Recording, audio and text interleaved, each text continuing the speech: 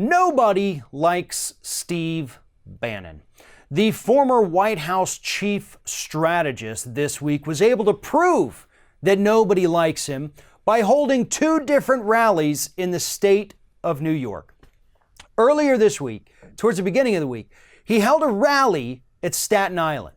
He wanted to talk about the midterms and get people energized to vote and basically have a smaller version of Donald Trump's rallies, but Bannon still thought he could draw hundreds, if not thousands of people to his rallies.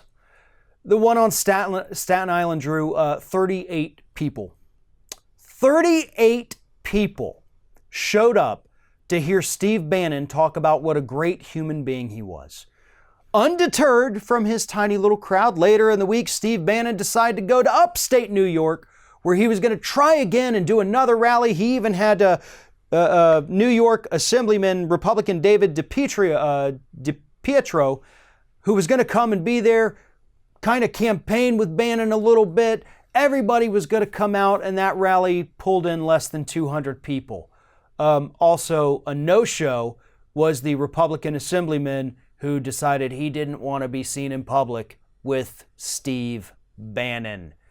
And your guest of honor doesn't even show up to an event that you're putting on to benefit his campaign. That's pretty sad and pathetic, Steve. What's even funnier is that when you still held the rallies, the one for 38 people and the one for a little under 200 people, all you did was talk about how important you were in getting Donald Trump elected. I would say, considering the president's, historically low approval rating since the day he took office up until today, and the fact that people really seem to hate all of his policies, unless you're in the top 1%, I would think that bragging about getting Donald Trump elected right now would probably be one of the worst things anyone could do. Because they're not looking for who to praise for giving us Trump.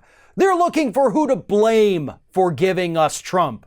And you're out there telling them that, hey, I'm the guy, I did this thing, come to my rally. There'll be obviously lots of open seats, so you can spread out if you need to, lay across a couple, bring a bag, set it next to you. You're not going to worry about people needing the seat, because nobody wants to hear Steve Bannon talk. I'm hoping that this is a positive sign for this country, and not just a rebuke of Steve Bannon, but a rebuke of everything that this man stands for. A rebuke of Breitbart, kind of turning the page against these wild conspiracy theorists who Trump has surrounded himself with, and who think that they can now take that and go out there and spread their hate and division at their own little rallies. Hopefully other Republicans are watching what's happening to Steve Bannon. Hopefully they're watching what's happening to Reince Priebus and everyone else who left the Trump administration. Sean Spicer. How successful have any of these people been after being associated with Donald Trump?